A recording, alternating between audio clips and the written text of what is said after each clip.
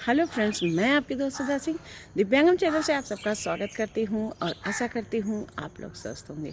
तो फ्रेंड्स, आज मैं एक नई स्टोरी लेकर हाजिर हूं जो आपके दिल को छू जाएगी। ये कहानी है एक पिता और पुत्र पर। तो आप मुझे ये कहानी कहीं पर मिली थी, पता नहीं किसने लिखा है।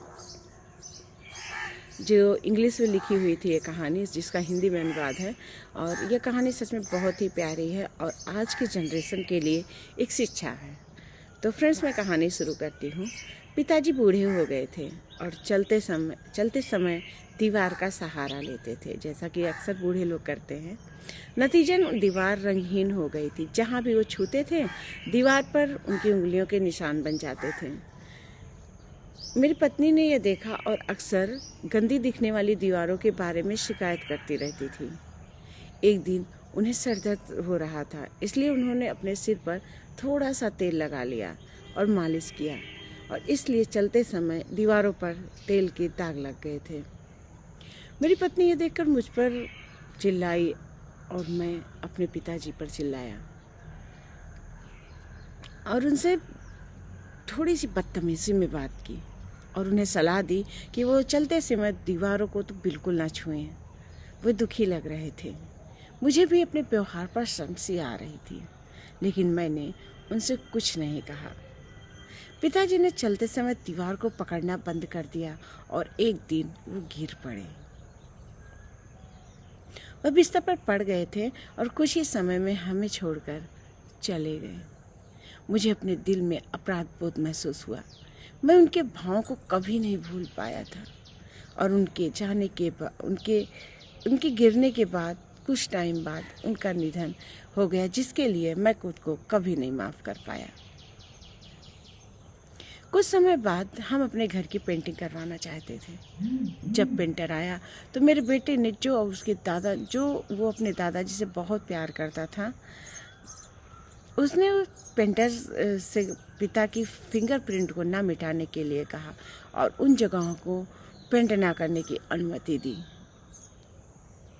पेंटर बहुत अच्छे थे और नए थे।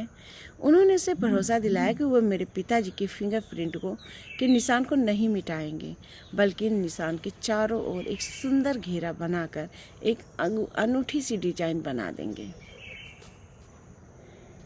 इसके बाद यह सिलसिला चलता रहा और वो निशान हमारे घर का हिस्सा बन गए। हमारे घर आने जाने वाला हर व्यक्ति उस अनोखे डिजाइन की प्रशंसा करता था।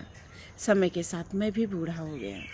अब मुझे चलने के लिए दीवार के सहारे की ज़रूरत थी। एक दिन चलते समय मुझे अपने पिता से कही गई बातें याद आ गई।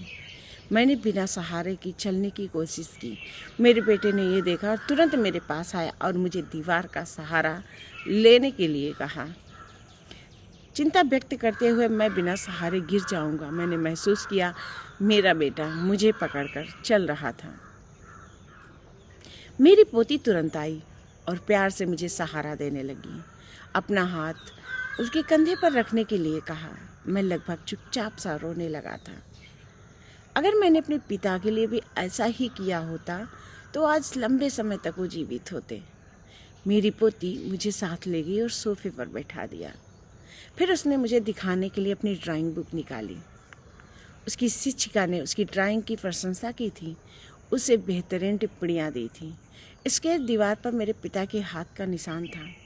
उसकी टिप्पणी थी, काश हर बच्चा बड़ों को इसी तरह से प्यार करता। मैं अपने कमरे में वापस आ गया और अपने पिता से माफ़ी मांगते हुए फूट फूट कर रोने लगा, जो कि अब इस दुनिया में नहीं थे। हम भी समय के साथ बूढ़े हो जाते हैं, तो क्यों ना अपने बड़ों का ख्याल रखें और अपने बच्चों को शिक्षा भी यही दें। तो फ्रेंड्स, ये छोटी सी कहानी आशा करती हूँ आप लोगों को, पिता और पुत्र, आशा करती हूँ आप लोगों को बहुत पसंद आएगी और इससे एक सीख भी मिलेगी। हम अपने बुज़ुर्गों को अक्सर झिझकोर देते हैं, अक्सर उन्हें डांट देते हैं, अक्सर उन्हें गलत बात बोल देते हैं, पर कहते हैं ना कि बच्चे और बुज़ुर्ग एक बराबर होते हैं। अब बच्चों को डांट सकते हो क्योंकि आप उनके पिता होते हो, पर बुज़ुर्ग आपके पिता होते हैं, तो आप उन्हें डांटने उन्हें आप प्यार से समझा सकते हो। वो आपकी सारी बातें समझते भी हैं और मानते भी हैं। एक दिन हमारी भी स्थिति इसी तरह आएगी। अगर हम अपने बच्चों के सामने अपने बुज़ुर्गों को डांटेंगे, उन्हें फटकारेंगे, उन्हें गलत शब्द कहेंगे, तो कल हमारे बच्चे भी यही सीखेंगे और हमें गलत शब्दों से नवाजेंगे, तब हमें बुरा फील होगा। तो क्यों ना समय रहते हुए हम अपने आप को सुधार लें, अपने बुज़ुर्गों की सेवा करें, अपने बुज़ुर्गों का आदर करें, ताकि हमारे बच्चे भी देखकर हमें हमारे बुढ़ापे टाइम पे हमारे साथ वैसा ही व्यवहार करें। अक्सर लोगों को ये घमंड होता कि वो बूढ़े नहीं होंगे, पर ये तो कोई सच नहीं है, क्योंकि प्रकृति ने हर चीज़ का कहते हैं ना कि हर चीज़ तय करके रखा है। पहले बचपना, जवानी, फिर बुढ़ापा तो आना ही है। हम इससे कभी नहीं बच सकते। तो हम जैसा संस्कार अपने बच्चों में डालेंगे, वो आगे चलकर हमें वैसे ही वापस मिलेगा। तो फ्रेंड्स, अगर ये कहानी पसंद आती है तो please like, comment and share कीजिएगा और इस कहानी को ढेर सारा प्यार दीजिएगा। फिर मैं मिलती हूँ नई कहानी के साथ, एक नए जोश के साथ। तब तक के लिए नमस्कार।